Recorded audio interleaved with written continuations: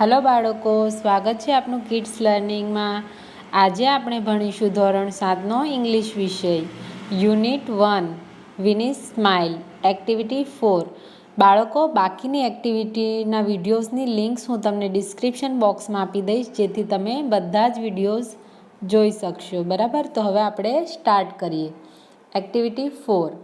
સોહનને તેના જીવનમાં બનતી ઘટનાઓના ચિત્રો દોરવાનો શોખ છે। તેણે દોરેલા ચિત્રો અને તેણે તેના મિત્ર મોહનને કહેલા વાક્યો તેની ડાયરીના પાનામાંથી વાંચો। બાળકો, તો અહીં એક સોહન નામનો બાળક છે જેને ડાયરી બનાવવાનો શોખ છે, જેમાં જે તેની લાઈફમાં બનેલા પ્રસંગોનો ચિત્ર પણ દોરે છે અને એના વિશે ડિસ્ક્રિપ્શન પણ લખે છે। તો બાળકો, ઘણા બાળકોને આવી ટેવ હોય છે કે એ લોકો ડાયરી બનાવતા હોય છે। તો ચાલો આપણે અહીં સોહને જે ડિસ્ક્રિપ્શન અને ચિત્ર છે ડાયરીમાં અને જે એણે એના મિત્રોને કહ્યું છે, તો એ આપણે અહીં વાંચીશું અને સમજીશું। તો બાળકો, પહેલું ચિત્ર છે એક સાયકલ છે જેમાં સોહન બેઠેલો છે। તો આપણે એના યાદમાં શું લખ્યું છે એ આપણે જોઈશું। 6/1/2012 ફ્રાઈડે, તો 6 જાન્યુઆરી છે, 2012નો દિવસ છે અને શુક્રવાર છે। તો ચાલો આપણે જોઈએ। ઇટ વોઝ 6 જાન્યુઆરી 2012, એટલે તે 6 જાન્યુઆરી 2012નો દિવસ હતો। ઇટ વોઝ એટલે પાસ્ટ રૂપ છે, બરાબર બાળકો, એટલે પાસ્ટમાં આ પ્રક્રિયા બની ચૂકી છે। તો ઇટ વોઝ 6 જાન્યુઆરી 2012, તો આ 6 જાન્યુઆરી 2012નો દિવસ હતો। ઇટ વોઝ માય બર્થડે, એટલે તે મારો જન્મદિવસ હતો। એ દિવસ કયો દિવસ હતો બાળકો? એનો જન્મદિવસ હતો। કોનો? સોહનનો। બરાબર બાળકો, તો આગળ। My father bought a bicycle for me. My father એટલે મારા પિતા, બોટ એટલે બાયનું ભૂતકાળનું રૂપ છે, એટલે ખરીદ્યું હતું। અ બાઇસિકલ એટલે સાયકલ, ફોર મી એટલે મારા માટે। તો બાળકો, આનો મતલબ એવું થશે કે એ દિવસે મારા પપ્પાએ મારા માટે એક સાયકલ ખરીદી હતી। બોટ એ શું છે? ભૂતકાળનું રૂપ છે, એટલે સોહનના પપ્પાએ એને સાયકલ ખરીદી આપી હતી। બરાબર બાળકો, તો હવે આપણે બીજા ચિત્રમાં જઈશું। બાળકો, અહીં સોહન એની ટ્રોફી સાથે ઊભો છે, જે આપણે ચિત્રમાં જોઈ શકીએ છીએ, અને કંઈક રેસિંગ જેવું આપણને ચિત્ર દેખાઈ રહ્યું છે। તો ચાલો આપણે સ્ટાર્ટ કરીએ।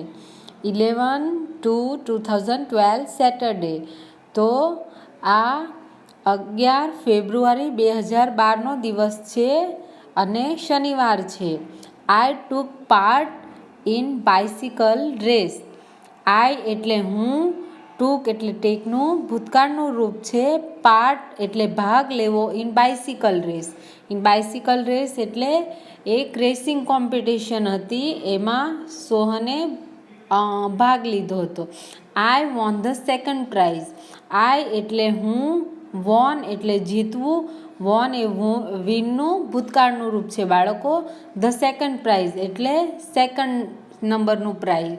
આઈ વોન ધ સેકન્ડ પ્રાઇઝ એટલે હું સેકન્ડ નંબરનું પ્રાઇઝ જીત્યો હતો।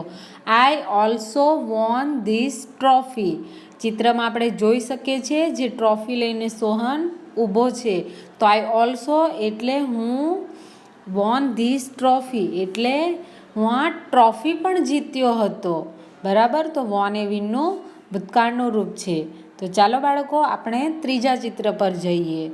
4/5/2012 ફ્રાઈડે, તો 4 મે 2012 અને શુક્રવાર છે। લુક એટ ધીસ પિક્ચર, એટલે આપણે આ પિક્ચર સામે જુઓ। લુક એટ ધીસ પિક્ચર એટલે આ પિક્ચરને જુઓ। ધીસ ઇઝ એસએસજી હોસ્પિટલ, આ એસએસજી હોસ્પિટલ છે। ઉપર બાળકો ચિત્રમાં લખેલું પણ છે એસએસજી હોસ્પિટલ। ધીસ ઇઝ એટલે આ એસએસજી હોસ્પિટલ છે। I had an accident. I had an accident એટલે મારું એક એક્સિડન્ટ થયું હતું. મને એક દુર્ઘટના થઈ હતી. બરાબર બાળકો? તો શું થયું હતું? સોહનનું accident. I had an accident એટલે મારું એક્સિડન્ટ થયું હતું. I was in the hospital for 3 days. I was in the hospital એટલે હું હોસ્પિટલમાં હતો. ફોર 3 days એટલે 3 દિવસ માટે. એટલે બાળકો આપણે ચિત્રમાં જોઈ શકીએ છીએ કે સોહન હોસ્પિટલમાં 3 દિવસ માટે હતો. તો બાળકો તમારે આ રીતે આ ચિત્રોને જોવાના છે અને આમાં જે વાક્યો લખ્યા છે એને બોલવાનું ટ્રાય કરવાનું, એને સમજવાનો પ્રયત્ન કરવાનો, તો તમારું ઇંગ્લિશ સારું થઈ જશે. બરાબર ને બાળકો? ચાલો તો હવે આપણે નેક્સ્ટ એક્ટિવિટીમાં મળીશું. ત્યાં સુધી બાય બાય.